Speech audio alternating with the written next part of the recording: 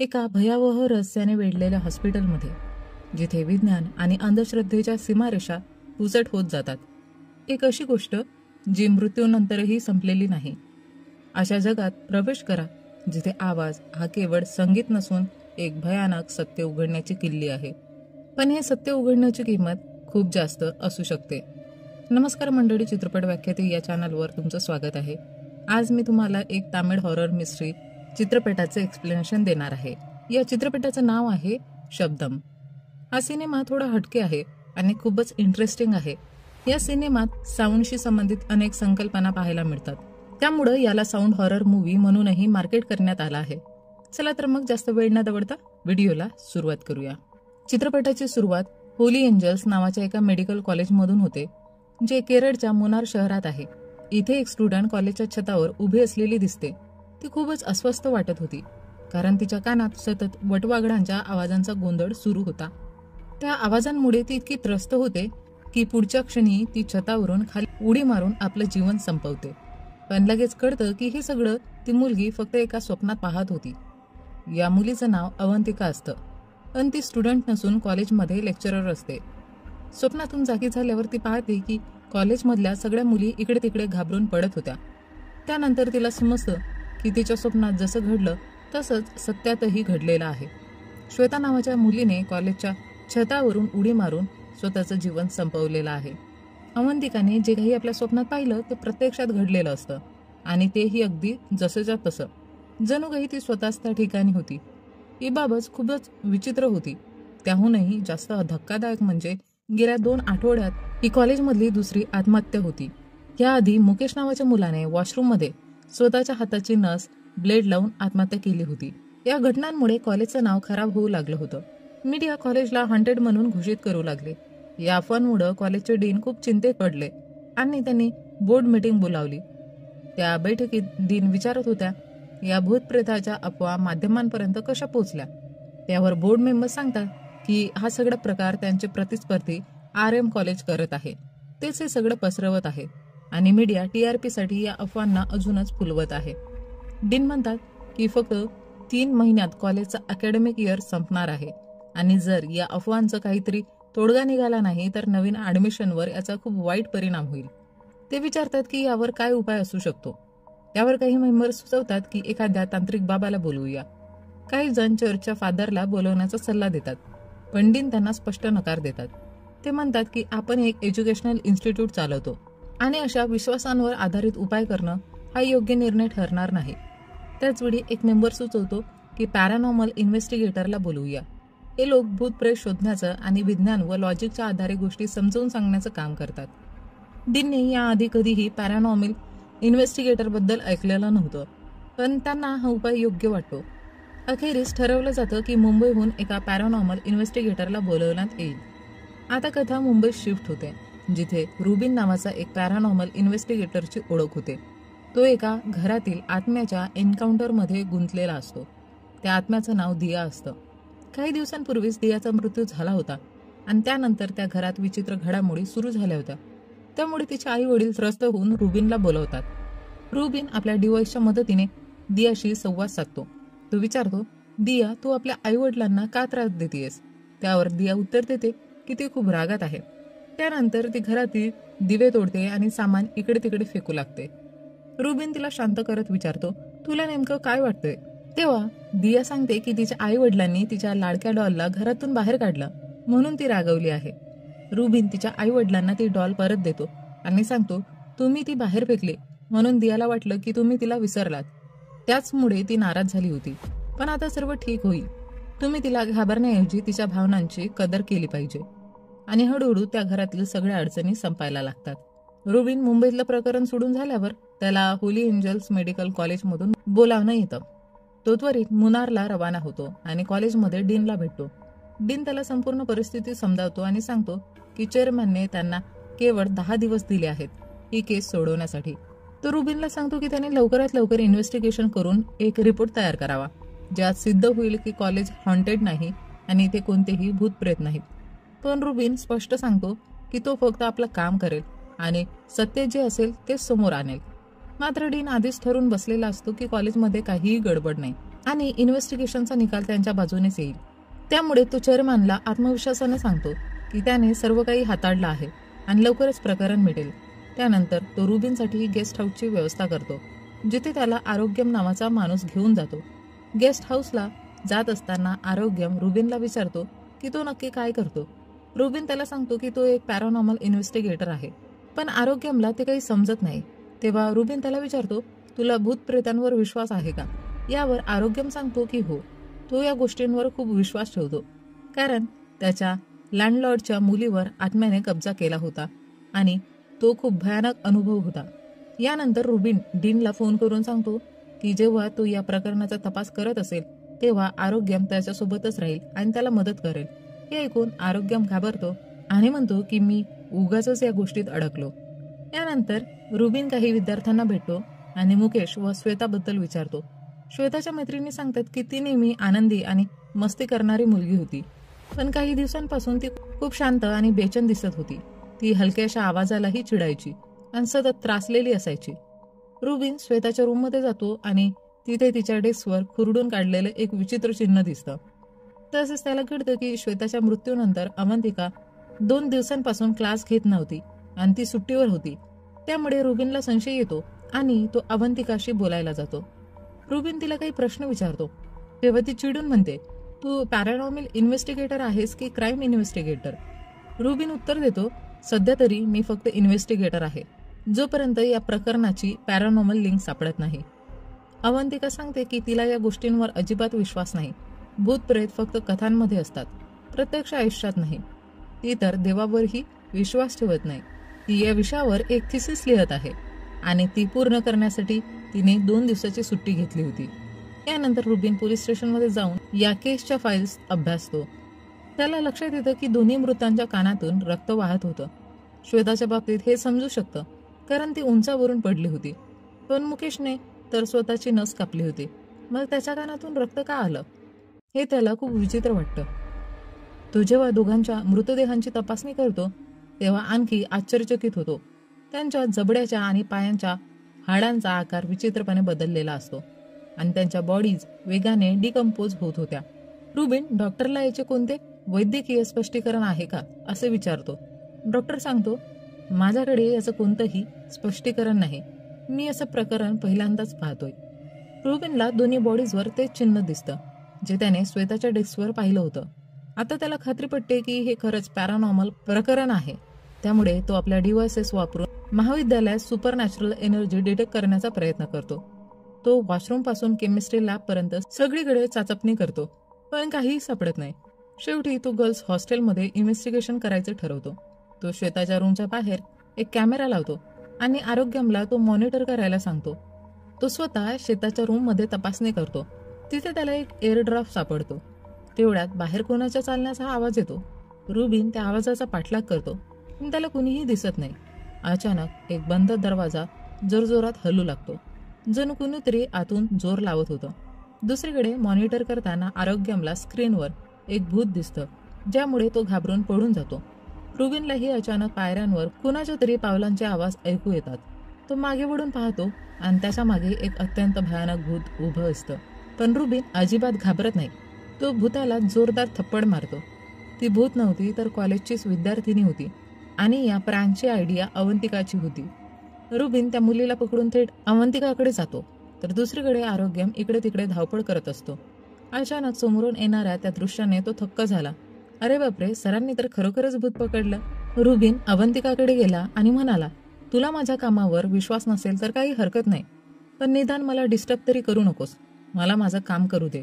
यानंतर EMF डिव्हाइसवर काही रिडिंग्स आल्या, पण EMF कोणत्याही इलेक्ट्रोमॅग्नेटिक वेव्हजना टिपतो. रुबिनला वाटलं की तो मोबाईल सिग्नल टिपतोय, म्हणून त्याने अवंतिकाला सांगितलं, मी इथे इन्व्हेस्टिगेशन करत आहे, कृपया तुझा फोन स्विच ऑफ कर, त्यामुळेच मला डिस्टर्बन्स होत आहे. अवंतिका चिडून म्हणाली, म्हणजे आता तू माझी प्रायव्हसी डिस्टर्ब करशील का? आणि तिने फोन बंद करायला नकार दिला. कथानक पुढे सरकतं. रुबिन पोलीस स्टेशनमधून श्वेताचा फोन मागवतो आणि त्याच्या फाईल्स तपासतो. त्याला एक ग्रुप सेल्फी सापडतो, ज्यात श्वेता, मुकेश आणि दीपिका नावाची मुलगी दिसत होती. तिघांच्या कपाळावर हॉर्न स्टिकर्स होते, पण रुबिनला आणखी एक चौथा हॉर्न स्टिकर दिसला, जो कदाचित भूत असावा. रुबिन लगेचच ही फोटो अवंतिकाला दाखवतो आणि विचारतो, हा फोटो कुठे काढलाय? पण तिला ही माहिती नसते. त्यामुळे ती दीपिकाला कॉल करते, पण तिचा फोन बंद येत होता. दीपिकाच्या एका मित्राकडून कळतं की ती कदाचित तिच्या बॉयफ्रेंड राकेश सोबत असेल. अवंतिका राकेशचा नंबर मागते, पण तो कोणाकडेही नसतो. फक्त त्याचा पत्ता मिळतो. दरम्यान रुबिन पाहतो की अवंतिका नकळत एक विशिष्ट साईन काढत आहे. तो काहीच बोलत नाही, फक्त लक्ष ठेवतो. रुबिन राकेशचा शोध घेण्यासाठी त्याच्या मित्रांकडे जातो. मित्र सांगतात की दीपिका विकेंड्सना इथे यायची. काल सकाळीही ती आली होती, पण रात्री राकेशसोबत निघून गेली आणि अजूनपर्यंत दोघेही परतलेले नाही. त्यांचे फोनही बंद येत होते. रुबिन राकेशच्या रूममध्ये शोध घेतो. तिथे त्याला एक एअर ड्रॉप आणि डॉक्टरची प्रिस्क्रिप्शन नोट सापडते. तो लगेचच डॉक्टरकडे जातो. डॉक्टर सांगतो, दीपिका म्हणाली होती की तिला गेल्या 10 दिवसांपासून कानात भयंकर वेदना होत्या आणि तिला असं वाटायचं हजारो वटवाघुडे तिच्या कानात किंचाळत आहेत. मी तिची तपासणी केली, पण काही सापडलं नाही. चाचणी दरम्यानही ती वेदना सहन करू शकत नव्हती. ओरडून म्हणाली होती, डॉक्टर मला मारा. मी तिला समजावलं आणि हा इयर ड्रॉप दिला. हे ऐकून रुबिनला जाणवतं की पुढचा टार्गेट दीपिका असू शकते आणि तिचा जीव धोक्यात आहे. पण तिचा आणि राकेशचा काहीच पत्ता लागत नव्हता. तो डीनकडे जातो आणि म्हणतो, माझ्या मते दीपिका गायब झाली आहे. आपण पोलीस कंप्लेंट करायला हवी. पण डीन नकार देतो. मीडियाला खबर लागली तर उगाचच गोंधळ उडेल. रुबिन मग अवंतिकाकडे मदतीसाठी जातो. अवंतिका म्हणते, मी काय मदत करू शकते? मला माझी थिसिस पूर्ण करू द्या. उद्या प्रेझेंटेशन द्यायचं आहे. त्यानंतर ती म्हणते, खरं सांगायचं तर मी इतकी वाईट नाही. जेव्हा तू मला फोन बंद करायला सांगितलास तेव्हा मी रागात नकार दिला, पण दरवाजा बंद होताच मी फोन बंद केला. पण रुबिनला आठवतं की दरवाजा बंद झाल्यानंतरही रूममधून सिग्नल येत होते. याचा अर्थ तिथे काहीतरी एंटिटी उपस्थित होती. शिवाय अवंतिकाने नकळत तोच साईन काढणं, याचा अर्थ ती एंटिटी अवंतिकाशी जोडलेली आहे आणि तिलाही ते ठाऊक नाही. रुबिन तिला सांगतो, उद्याच्या प्रेझेंटेशन नंतर मला भेट. मला तुझ्याशी एक महत्वाची गोष्ट बोलायची आहे. अवंतिका म्हणते, आताच बोल ना. रुबिन सांगतो, नाही, फेस टू फेस बोलायचं आहे. आधी तू तुझं काम संपव, मग बोलू. दुसरीकडे दीपिका तिच्या बॉयफ्रेंडसोबत भटकून हॉस्पिटलमध्ये परतते. गाठ तिला पाहून लगेचच रुबिनला फोन करून कळवतो. रुबिन ताबडतोब हॉस्टेलकडे रवाना होतो. इतक्यात दीपिकाला अचानक अटॅक येतो. तिला पुन्हा त्या वटवाघडांच्या किंचाळण्याच्या आवाजांनी वेळ लावायला सुरुवात होते. पण हा अटॅक शेवटचा असावा, कारण आता तिच्या हातापायांना जणू गोठल्यासारखं वाटतं. तिच्या हातावर तोच साईन दिसू लागतो. जणू काही अदृश्य शक्ती तिला वेदना देत होती आणि तिच्या शरीरावर ओरखडे उमटवत होती. त्याच वेळी अवंतिकाला एक स्वप्न पडतं. ती स्वतःला गळफास घेताना पाहते. ती विचार करते की ही गोष्ट रुबिनला सांगावी, पण मग तिचा सेल्फ इगो आडवा येतो. जर मी सांगितलं तर रुबिनचं म्हणणं खरं ठरेल आणि माझी थिसिस व्यर्थ ठरेल, म्हणून ती कॉल मध्येच कट करते. रुबिन हॉस्टेलला पोहोचतो आणि पाहतो की दीपिकाची प्रेत झाडाला लटकलेली आहे. यावरून एक गोष्ट स्पष्ट होते, ही मुलं नैराश्यामुळे आत्महत्या करत नव्हती. कोणीतरी किंवा कोणती तरी शक्ती त्यांना जबरदस्तीने मारत होती. श्वेताने स्वतःवरून उडी मारली नव्हती, तिला कोणीतरी ढकललं होतं. मुकेशनेही स्वतःच्या नसा कापल्या नव्हत्या, तर कोणीतरी त्याचा हात पकडून ते करून घेतलं होतं. तसेच दीपिकाचाही हातपाय वाकवून तिला फाशी लावण्यात आली होती. दुसरीकडे एक अनोळखी ठिकाणी आपण एक शमनला पाहतो. म्हणजे या प्रकरणात ब्लॅक मॅजिकचा अँगल देखील आहे. दुसऱ्या दिवशी सकाळी फॉरेन्सिक टीम दीपिकाची बॉडी नेत असताना रुबिन तिच्या हातावर तो रहस्यमय साईन नोटीस करतो. त्याचवेळी त्याला चर्चच्या घंटांचा आवाज ऐकू येतो, ज्यामुळे त्याचे लक्ष एका जुन्या इमारतीकडे जाते. आरोग्यमकडून त्याला कळतं ही इमारत जुनी लायब्ररी आहे. या कॉलेजमध्ये 2 वाचनालये आहेत आणि ही सर्वात जुनी लायब्ररी आहे. रुबिन तिथे जाऊन निरीक्षण करतो आणि त्याला विंडोच्या डिझाईनमुळे तोच साईन तयार झाल्याचं दिसतं. त्यामुळे त्याला समजतं की हा सगळा प्रकार कॉलेजशी संबंधित नसून या जुन्या लायब्ररीशी जोडलेला आहे. रुबिन तिथल्या कर्मचाऱ्यांना बोलतो आणि कळतं की श्वेता, मुकेश आणि दीपिका अनेकदा रात्री इथे चोरी छुपे दारू पार्टीसाठी येत होते. यावरून त्याला खात्री होते की त्यांची घेतलेली ग्रुप सेल्फी याच ठिकाणी काढली गेली होती आणि इथूनच कोणीतरी आत्म्याने त्यांचा पाठलाग सुरू केला होता. शिवाय त्याला समजतं की अवंतिका देखील याच लायब्ररीत बसून आपली थिसिस तयार करत होती. दुसरीकडे अवंतिका आपल्या थिसिसचे प्रेझेंटेशन देत असते. त्याचवेळी तिला स्क्रीनवर श्वेता, मुकेश आणि दीपकच्या मृत्यूचे दृश्य दिसते. त्यामुळे ती थोडी गोंधळते, पण स्वतःला समजावत आपलं प्रेझेंटेशन पूर्ण करते. यानंतर ती ठरल्याप्रमाणे रुबिनला भेटायला जाते. रुबिन तिला रात्री 12 वाजता जुन्या लायब्ररीत यायला सांगतो. मात्र अवंतिका स्पष्ट नकार देते आणि म्हणते की तिचा या सगळ्याशी काहीही संबंध नाही. यावर रुबिन विचारतो, जर काही संबंध नाही तर काल रात्री 12:15 तू मिस कॉल का केला? दीपिकाचा मृत्यूही त्याच सुमारास झाल्याचं सांगितलं जात आहे. यावर अवंतिका काहीही न सांगता निघून जाते. रुबिन तिला थांबवत म्हणतो, मी तुला एकटं सोडू शकतो, पण जो भूत तुला चिटकला आहे तो तुला एकटं सोडणार नाही. तो प्रत्येक क्षणी तुझ्यासोबत आहे. अवंतिका संतापून म्हणते, ही काय बकवास आहे, आणि निघून जाण्याचा प्रयत्न करते. पण रुबिन तिचा हात धरतो आणि तिला तिच्या हातावर उमटलेला अनोखा ठसा दाखवतो. तो विचारतो, आता सांग, याचं उत्तर काय आहे तुझ्याकडे? पण अवंतिका काहीही न बोलता तिकडून निघून जाते. रुबिन पुन्हा विनंती करतो, कृपया काही वेळासाठी आपला अहंकार बाजूला ठेव. मी हे सर्व तुला वाचवण्यासाठी करतोय. आज रात्री लायब्ररीत ये. पण ती नकार देत निघून जाते. त्या रात्री रुबिन जुन्या लायब्ररीत जाऊन आपल्या डिवोर्सची तयारी करत असतो. अचानक आश्चर्यकारकरित्या अवंतिका देखील तिथे येते. रुबिन म्हणतो, थँक्स फॉर कमिंग. पण अवंतिका उत्तर देते, मी इथे तुला चुकीचं सिद्ध करायला आले आहे. काहीही घडणार नाही आणि तू अपयशी ठरशील. रुबिन तिच्या डोक्यावर एक डिव्हाइस लावतो आणि तिला खुर्चीवर बसवतो. रुबिन अवंतिकाचा एक हात हतकडीने बांधतो आणि तिच्यासमोर एक पेंडुलम हलवून तिला त्यावर लक्ष केंद्रित करण्यास सांगतो. पण काही वेळातच तिला त्रास होऊ लागतो आणि ती डिव्हाइस काढून फेकते. ती संतापून म्हणते, हे सगळं बकवास आहे. मला यात काहीही रस नाही. माझी हतकडी सोड. तेव्हाच एक डिव्हाइस बीप करायला लागतं. रुबिन ताबडतोब त्या आत्म्याशी संवाद साधण्याचा प्रयत्न करतो.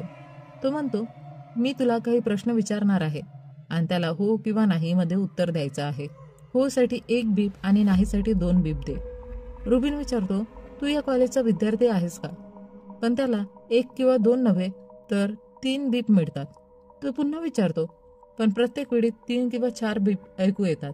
यावर त्याला संशय येतो की इथे 1 नव्हे तर अनेक आत्मा आहेत.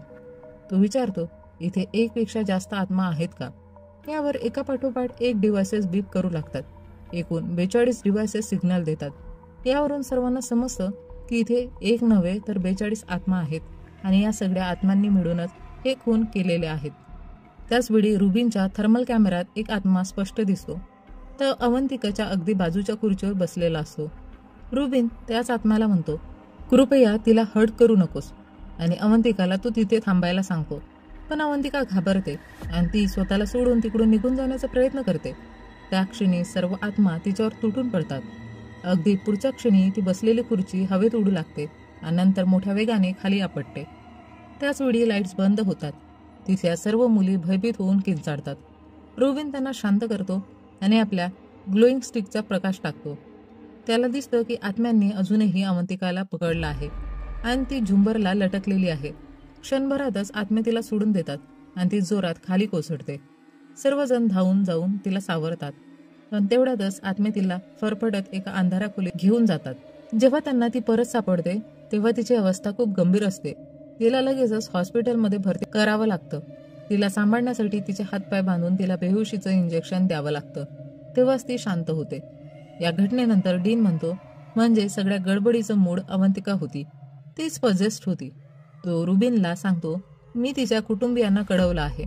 आता तिला एखाद्या तांत्रिकाकडे घेऊन जा आणि भूत उतरून घ्या. पण रुबिन म्हणतो, खरी समस्या अवंतिका नाही तर ही लायब्ररी आहे. हे वाचनालय शापित आहे. पण डीन त्याचं काहीही ऐकून घेत नाही. तो उलट रुबिनला सांगतो, तुझं काम झालंय, आता तुझ्या सामानाची बांधाबांध कर आणि इकडून निघून जा. रुबिन मात्र अद्याप शांत बसलेला नव्हता. तो त्या रात्री EVP रेकॉर्डिंग ऐकतो. पण त्याला आत्म्यांच्या बोलण्याचा काहीही अर्थ लागत नाही. तो चिडतो की आत्म्यांशी संपर्क साधता येत नाही. त्याचवेळी पुन्हा त्याला चर्चच्या घंटांचा आवाज ऐकू येतो. रुबिनला जाणवतं की तो हा आवाज अनेकदा ऐकतोय, पण त्याने कधीच कॉलेजमध्ये कोणतीही चर्च बेल पाहिलेली नव्हती. तो आरोग्यमला विचारतो, इथे चर्च बेल कुठे आहे? आरोग्यम उत्तर देतो, कॉलेजमध्ये चर्च बेल नाहीच. हे ऐकून रुबिनला प्रश्न पडतो, मग या घंटेचा आवाज कुठून येतोय? आरोग्यम म्हणतो, सर तुम्ही काय बोलताय? मला काहीच आवाज ऐकू येत नाही. तेव्हा रुबिनच्या लक्षात येतं, या घंटांचा आवाज फक्त त्यालाच ऐकू येतोय. तो पुन्हा एकदा लायब्ररीत जातो. त्याचवेळी त्याच्या असिस्टंट दीपकचा मुंबईहून फोन येतो. तो सांगतो, तू मला जे लायब्ररीचे फोटो पाठवले होते मी ते नीट अभ्यासले आहेत. त्या इमारतीची रचना चर्चसारखी आहे, म्हणजे आधी इथे एक चर्च होतं आणि त्यानंतर त्याला वाचनालयात रूपांतरित करण्यात आलं आहे. हे कोण रुबिनला समजतं की या आत्मा सुरुवातीपासूनच त्याच्याशी संपर्क साधण्याचा प्रयत्न करत होती. रुबिन जेव्हा त्या जुन्या पियानोला स्पर्श करतो तेव्हा त्याला एक विशिष्ट धून ऐकू येते. त्या धूनच्या फ्रिक्वेन्सीमुळे जमिनीवरील धूळ एक विशिष्ट नमुना तयार करते, अगदी क्लॅनी प्लेट प्रयोगासारखा. तिथे वेगवेगळ्या ऑडिओ फ्रिक्वेन्सीच्या साहाय्याने वेगवेगळे नमुने तयार केले जातात. हे पाहून रुबिन त्या प्रयोगाच्या साहाय्याने तोच नमुना तयार करण्याचा प्रयत्न करतो.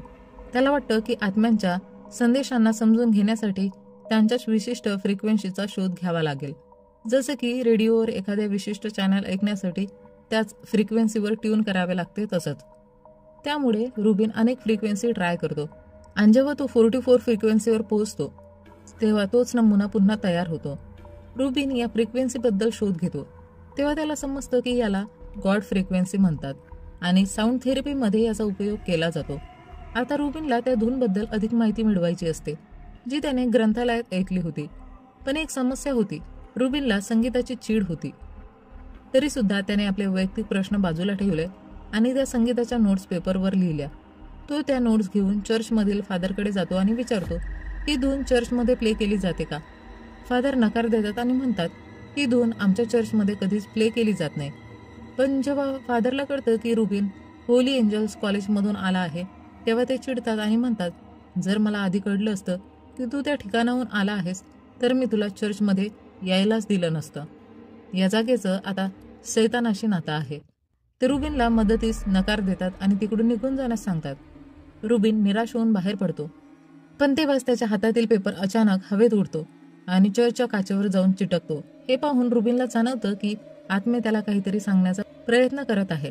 तो आपल्या रेडिओची फ्रिक्वेन्सी 44 वर सेट करतो. तेव्हा आत्मे त्याला इशारे देऊ लागतात. या संकेतानुसार तो एका जंगलात पोहोचतो. तिथेच त्याला एक वृद्ध काका दिसतात, जे लाकडाची कॅफिन तयार करत असतात. ते रुबिनला पाहताच विचारतात, बोल, तुला काय हवंय? रुबिन त्यांना तो पेपर दाखवतो आणि विचारतो, तुम्हाला याबद्दल काही माहिती आहे का? तेव्हा काका एक 34 वर्षांपूर्वीची कथा सांगतात. कॉलेजच्या चेअरमनची पत्नी डायना मॅडम दर रविवारी चर्चला जायची. एके दिवशी तिला चर्चमध्ये एक अपंग मूल सापडलं. ते मूल अनाथ नव्हतं, पण त्याच्या आई वडिलांनी त्याला मुद्दाम सोडून दिलं होतं कारण तो अपंग होता. डायना मॅडमला हे फार वाईट वाटलं. बाकीच्यांनी त्याला अनाथ आश्रमात पाठवण्यास सांगितले, पण डायनाने त्या मुलाला दत्तक घेतलं. इतकंच नाही तर तिने अशा 42 मुलांना दत्तक घेतलं, ज्यांना त्यांच्या आई वडिलांनी टाकून दिलं होतं. तिने त्या चर्चलाच अनाथ आश्रमात बदलून टाकलं होतं. डायना मॅडम एक संगीतकार होती. ती संगीताच्या माध्यमातून त्या मुलांना बरे करण्याचा प्रयत्न करत होती. तिने खास त्यांच्यासाठी ही धून तयार केली होती, जी त्यांच्या भावना समजून घेण्यासाठी आणि त्यांच्याशी संवाद साधण्यासाठी उपयोगी ठरत होती. संगीत उपचाराचा मुलांवर खूप चांगला परिणाम होत होता. ते हळूहळू सुधारू लागले होते.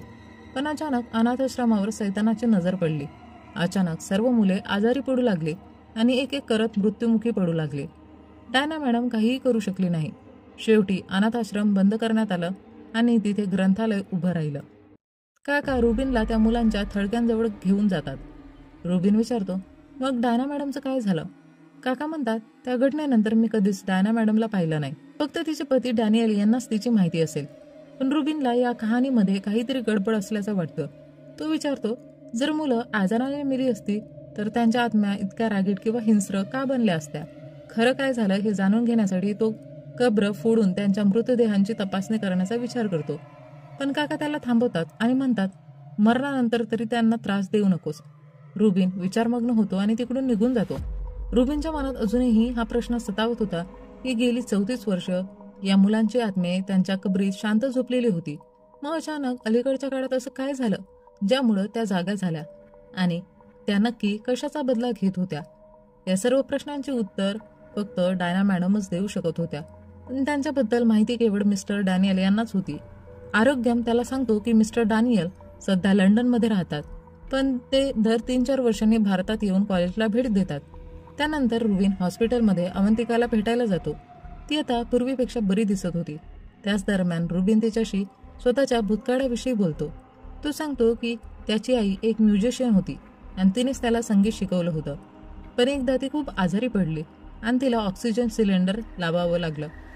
त्याच्या वडिलांनी त्याच्या आईची काळजी घेण्यास सांगितलं होतं आणि ते बाहेर निघून गेले. पण दुर्दैवाने त्या काळात ऑक्सिजन सिलेंडर संपून गेला आणि त्याच्या आईचा श्वास गुदमरू लागला. तिला मदतीची गरज होती, पण रुबिन दुसऱ्या खोलीत पियानो वाजवत होता आणि संगीतात इतका हरवला होता की त्याला काहीच कळलं नाही.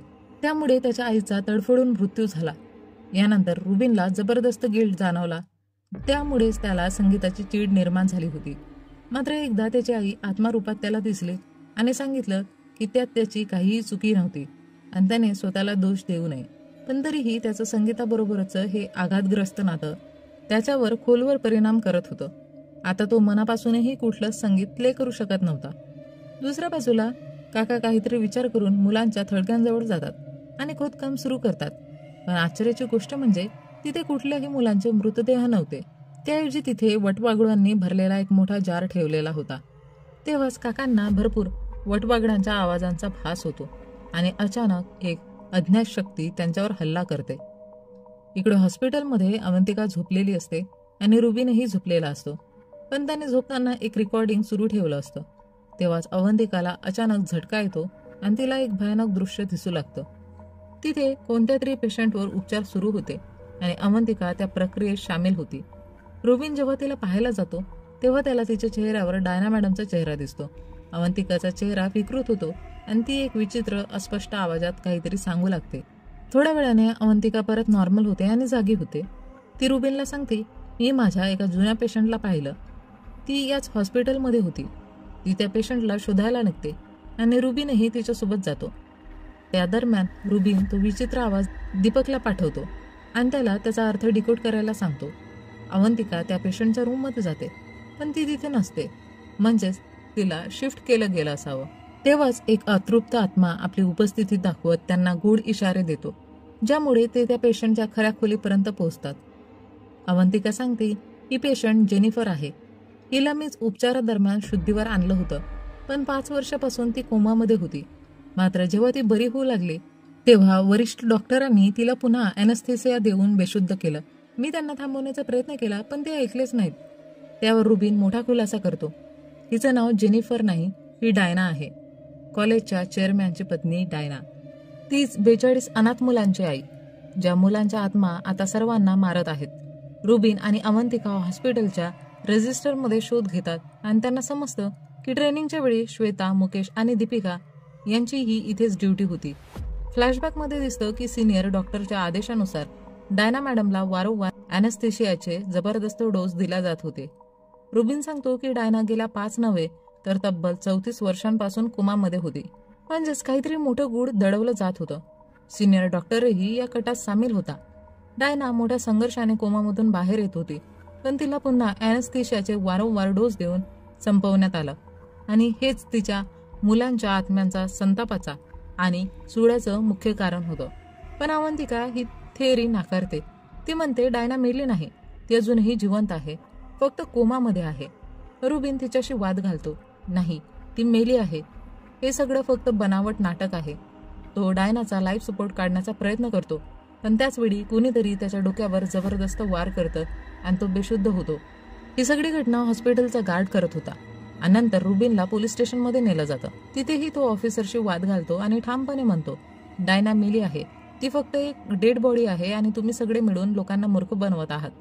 ऑफिसर चिडतो आणि रुबिनला जोरात एक थप्पड मारतो, पण त्या थपडीचा प्रतिध्वनी स्वतःच ऑफिसरलाच विचित्र वाटतो. रुबिन लगेच समजतो की ही घटना त्या मुलांच्या आत्म्यांमुळे घडली आहे. ऑफिसर नंतर बाथरूममध्ये जातो आणि तिथून त्याचा आवाज येतो आणि काही वेळातच त्याच्या कानातून रक्त वाहू लागतं आणि त्याला हॉस्पिटलमध्ये दाखल करावं लागतं. डॉक्टरही समजू शकत नाही की त्याच्यासोबत नक्की काय घडलं आहे. त्यानंतर रुबिनने सांगितलेल्या डायना मेली आहे या गोष्टीबद्दल चर्चा होते आणि ही बातमी एका सिनियर ऑफिसरपर्यंत पोहोचते. रुबिनला मिस्टर डॅनियलशी बोलायचं असतं, म्हणून तो कॉलेजमध्ये जाऊन डीनला विचारतो. डीन सांगतो, डॅनियल सर आता लंडनमध्ये असतात, ते फारच क्वचित भारतात येतात. पोलीस ऑफिसर म्हणतो, मला त्यांच्याशी तातडीने बोलायचं आहे, त्यांना भारतात बोलवण्याचा काही मार्ग आहे का?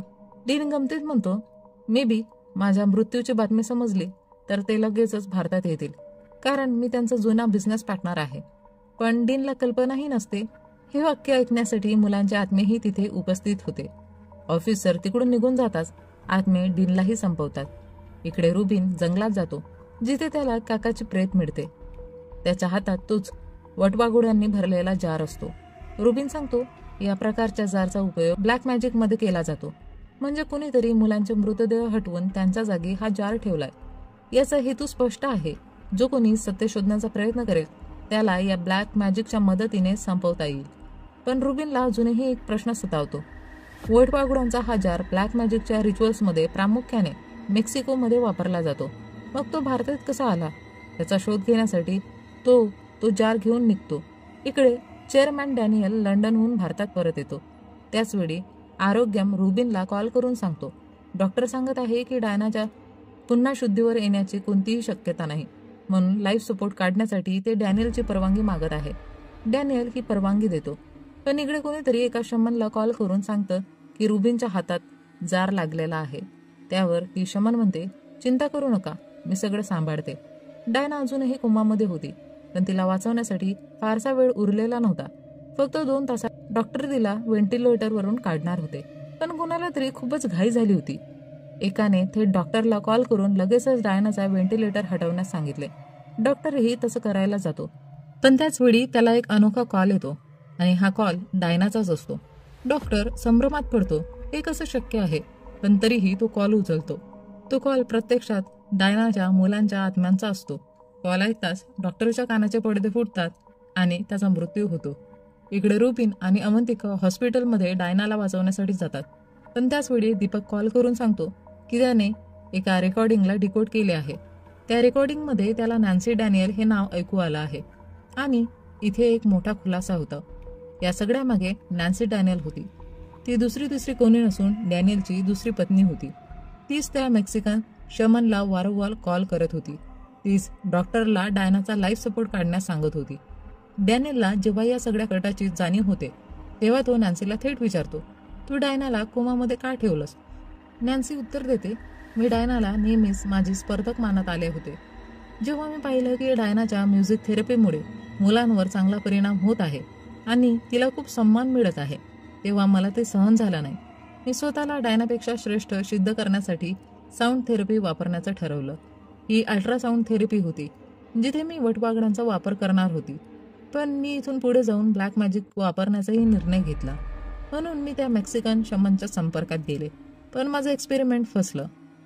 मुलं बरी होण्याऐवजी यातनांनी मरू लागली. डायनाने जेव्हा हे सर्व पाहिलं तेव्हा तिने विरोध केला. त्यामुळं माझं गुपित उघडू नये म्हणून मी डायनावर हल्ला केला आणि तिला इतकं मारलं की ती कोमामध्ये गेली. हे सांगून नॅन्सी ब्लॅक मॅजिकचा वापर करून डॅनियललाही संपवते. इकडे रुबिन आणि अवंतिका डॅनियलला लायब्ररीत घेऊन जातात, कारण तिची आत्मा तिच्या मुलांच्या आत्म्यांसोबत तिथेच होती. रुबिन तिच्या आत्म्याला विनंती करतो की तुम्ही परत जा, अजूनही बरीच मुलं तुमच्या मदतीची वाट पाहत आहेत. पण ती मुले डायनाला जाऊ देत नव्हती. त्यामुळे डायना देखील परत जाण्याचा निर्णय घेत नाही. याच दरम्यान अवंतिकाला तिथेच नॅन्सीच्या एक्सपेरिमेंटची बुक सापडते. त्यामुळे त्यांना खरी स्टोरी समजते. मुलं आजारी पडून मेली नव्हती, तर नॅन्सीच्या वटवाघळांच्या प्रयोगांमुळे मेली होती. आणि ज्या सैतानाची लोक चर्चा करत होते ते दुसरं कोणी नसून नॅन्सीच होती. ज्या यातना भोगून मुलं मेली त्याच यातना देऊन त्यांचा आत्मा लोकांना मारत होत्या. त्याचवेळी नॅन्सी स्वतः आपल्या माणसांसोबत तिथे पोहोचते आणि डायनाचा लाईफ सपोर्ट काढायला लागते.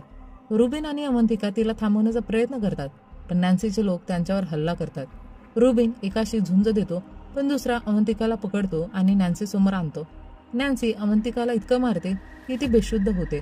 यानंतर ती डायनाचा लाईफ सपोर्ट काढण्यास सज्ज होते. पण आता मुलांची आत्मे नॅन्सीला थांबवण्याचा प्रयत्न करत होत्या.